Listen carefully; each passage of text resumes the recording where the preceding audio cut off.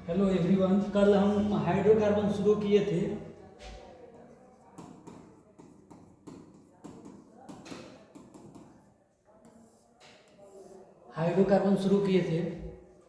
तो हाइड्रोकार्बन में हम पढ़ाए थे बहुत सा हाइड्रोकार्बन, जैसे संतृप्त हाइड्रोकार्बन, असंतृप्त हाइड्रोकार्बन, संतृप्त असंतृप्त हाइड्रोकार्बन। उसके बाद पढ़ाए थे एरोमेटिक हाइड्रोकार्बन। उसके बाद पढ़ाए थे एलिसाइक्लिक। इसमें संतृप्त में पढ़ाए थे एल्केन, इसमें पढ़ाए थे एल्कीन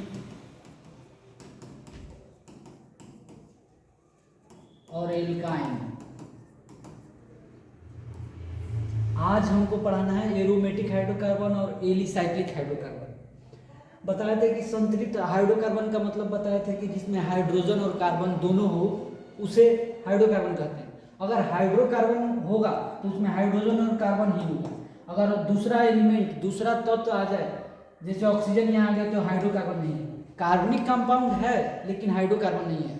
कार्बनिक कंपाउंड उसे बोलते हैं जिसमें कार्बन है, वैसा यौगिक जिसमें कार्बन हो उसे कार्बनिक यौगिक। लेकिन अगर हाइड्रोकार्बन उसी को बोलेंगे जिसमें कार्बन और हाइड्रोजन, जिसमें कार्बन और हाइड्रोजन दोनों, अगर कार्बन और हाइड्रोजन के अलावा दूसरा एलिमेंट आ जाए, दूसरा तत्व आ जाए, तो वह हाइड्रोकार्बन नहीं होगा। लेकिन अगर कार्बन होगा तो वह कार्बनिक यौगिक होगा। जैसे यहाँ पे देखिए नाइट्रोजन आ गया है, कार्बन तो है, हाइड्रोजन भी है, कार्बन और हाइड्रोजन है, लेकिन नाइट्रोजन आने के कारण ये हाइड्रोकार्बन नहीं होगा। ये सब हम कल पढ़ा दिए। आज हमको पढ़ाना है। उसके बाद एल्केन और एल्कीन भी बताए थे कि एल्केन का समान सूत्र क्या होता है।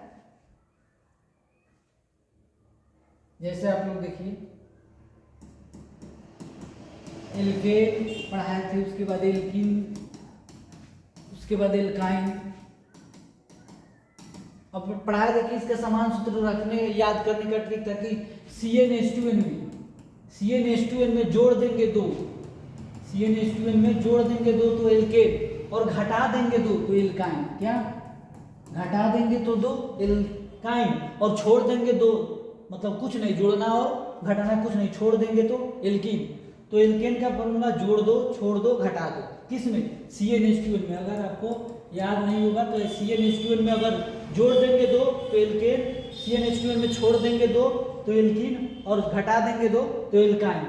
तो इसमें बताए थे कि एल्केन में कार्बन कार्बन के बीच सिंगल बंधन यानी एकल बंधन होता है, और एल्कीन में कार्बन कार्बन के बीच द्विबंधन होता है, और एल्काइन में कार्बन कार्बन के बीच त्रिबंधन या ट्रिपल बंधन होता है, ट्रिपल बॉन्ड होता है, कम से कम एक जोड़ा कार्बन के बीच। और उसके बाद बताए थे कि इसका प्रथम सदस्य क्या होता है।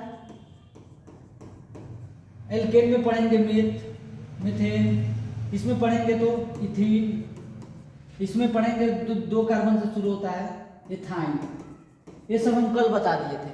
लेकिन आज हम पढ़ाएंगे कुछ और हाइड्रोकार्बन। उसके बाद था कौन सा हाइड्रोकार्बन? एलिसाइक्लिक।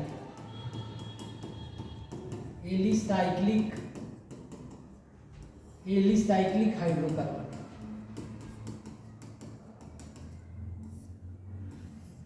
एलिसाइक्लिक हाइड्रोकार्बन के लिए कहेंगे कि एलिसाइक्लिक हाइड्रोकार्बन के लिए मतलब संतृप्त और असंतृप्त हाइड्रोकार्बन का दोनों का गुण होगा। मतलब सिंगल बंधन भी हो सकता है, डबल बंधन, द्विबंधन भी हो सकता है, लेकिन उसको बंध चक्रीय होता है, बंध वक्रीय, बंध एक बंध,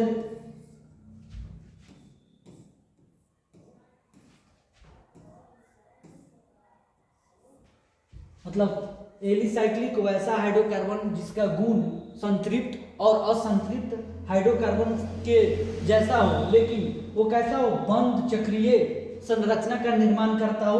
तो ऐसे हाइड्रोकार्बन को क्या बोलते हैं? Alicyclic hydrocarbon. लेकिन बंद होना चाहिए, खुला नहीं। बंद है सब स्ट्रक्चर, ये सब संरचना क्या है? बंद है। अब इसमें जितना का बताया कि संतृप्त और असंतृप्त हाइड्रोकार्बन जैसा गुण होना चाहिए। मतलब संतृप्त कहने का मतलब होगा कि कार्बन कार्बन के बीच ये जो भी कॉर्नर मिला है, एक लाइन पे दो कार्बन, एक कार्बन एक कार्बन ऐसे लिखा हुआ है। तो इसमें कितना कार्बन है? 3, इसमें 4, इसमें 6, इसमें 5। तो अगर इसमें संतृप्त है, सब संतृप्त है, कैसे? क्योंकि कार्बन कार्बन के बीच सिंगल बंधन है। तो एलिसाइक्लिक हाइड्रोकार्बन बताए हैं कि वैसा हाइड्रोकार्बन जिसमें इसका गुण संतृप्त और असंतृप्त हो, मतलब सिंगल बंधन और द्विबंधन हो, उपलब्ध हो, और इसका बंध एक चक्रीय संरचना हो, तो ऐसे हाइड्रोकार्बन को क्या बोलते हैं? Alicyclic hydrocarbon. जैसे इसका नाम, इसके में सिंगल बंधन है तो 3 कार्बन है, तो इसका नाम लिखते समय, लिखो सब, नाम लिखते समय जितने कार्बन का होगा मूल शब्द उसके लिए लगाएंगे, पहले लगाएंगे साइक्लो, साइक्लो पहले लगाएंगे, और मूल शब्द साइक्लो मूल शब्द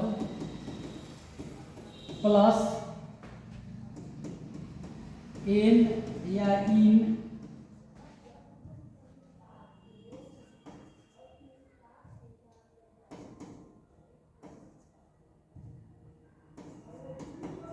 या आइन।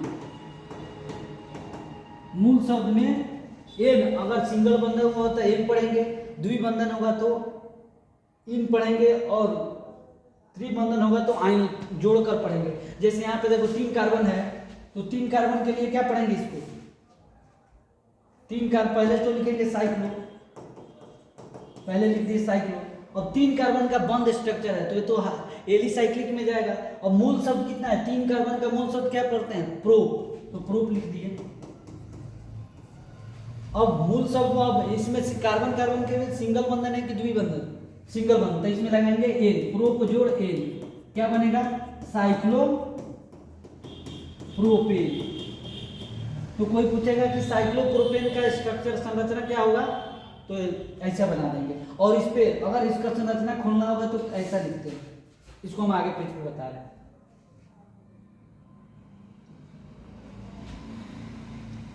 तो कार्बन 3, 1 2 3।